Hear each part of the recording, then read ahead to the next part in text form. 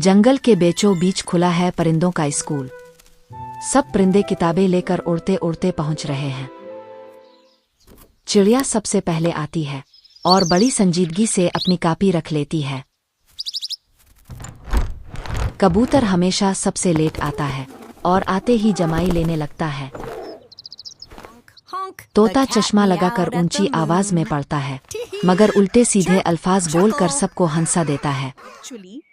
मीना फौरन तूती को टोक देती है और खुद को सबसे ज्यादा अक्लमंद समझती है। इतने में मुर्गा जोर से बांग देता है और पूरी क्लास हड़बड़ा जाती है। अब आ गए मास्टर जी उल्लू साहिब। उनके आते ही सब सीधे होकर बैठ जाते हैं। मास्टर साहिब बोर्ड पर सबक पढ़ा रहे हैं और सब परिंदे गौर से देख रहे हैं। हर सवाल का जवाब तोता देता है, मगर फिर से उल्टे सीधे लफ्ज बोल देता है।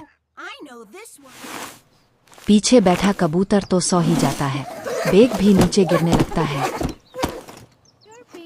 इस मुर्गे को देखो, सीना तान कर अपनी शान दिखाता है, जैसे वही सबसे बड़ा है। अब सब परिंदे आपस में बहस करने लगते हैं। मीना और तोता झगड़ते हैं। चिड़िया सबको चुप कराती है।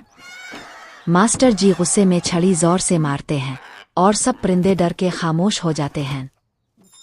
स्कूल की घंटी बजते ही सब खुशी खुशी उड़ जाते हैं और उल्लू मास्टर सर हिलाकर उन्हें देखते रह जाते हैं। तोता ऐनक ठीक करता है और सही जवाब देता है।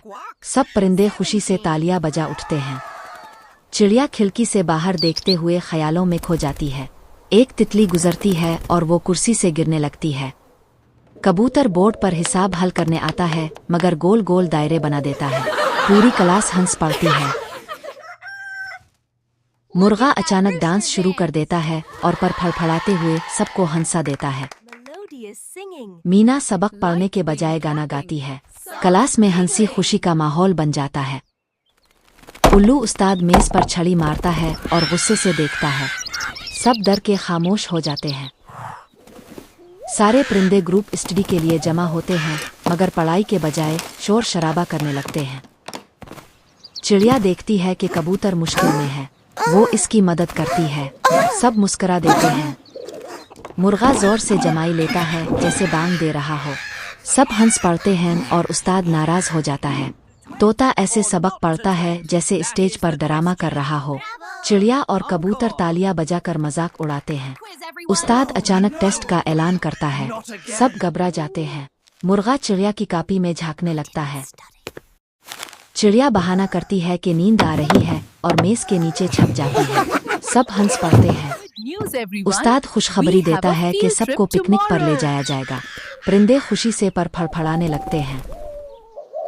परिंदे खुशी खुशी बाहर निकलते हैं। चहचहाती और गाते हुए कहानी का इख्तिताम होता है।